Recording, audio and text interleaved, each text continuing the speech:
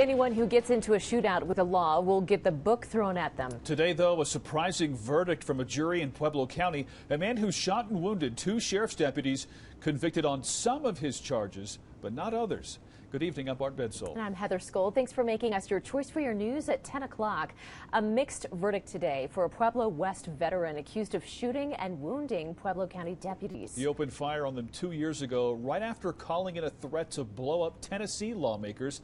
A Pueblo County jury handing down a partial conviction for 50-year-old Eddie Lovins. Investigative reporter Sean Rice joins us with an update on the story that first made headlines on New Year's Day of 2021. Sean. Yeah, Bart and Heather, 2 years ago, Pueblo County Sheriff's deputies were sent to the home of Eddie Lovins. The sheriff at the time, Kirk Taylor, says they were immediately met with gunfire, which struck two of the deputies. Now the man responsible has been convicted of first-degree assault, but his punishment could have been much more severe. Oh my gosh. On Christmas Day in 2020, the citizens of Nashville, Tennessee woke up to sirens after a bomb destroyed an entire city block downtown.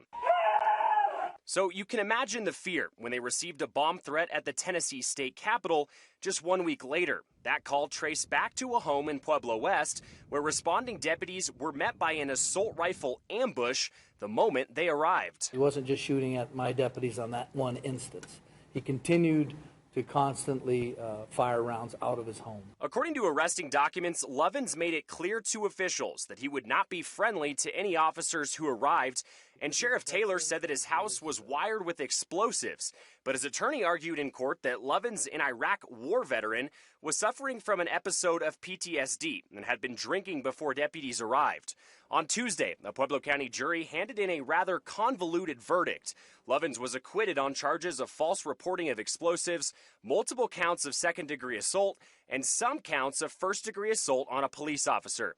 But they did convict Lovins on first-degree assault on, quote, people at the scene, and second-degree assault on those injured deputies. The Army veteran now faces up to 32 years in prison. In a statement to 13 Investigates, Pueblo District Attorney Jeff Chostner said, quote, we take seriously any assault on individuals, but it is particularly egregious when committed upon those who are sworn to uphold the law. The jury's verdict, as the voice of the people, reflects that concern. Additionally, the activities against the Tennessee Capitol are equally concerning. The results of the case demonstrate Pueblo's regard for public safety. Lovins has been in jail for over 2 years now, held on a $50,000 bond. He now awaits formal sentencing by a Pueblo County judge in late June. Reporting live in the newsroom, Sean Rice, 13 Investigates. Sean, thanks.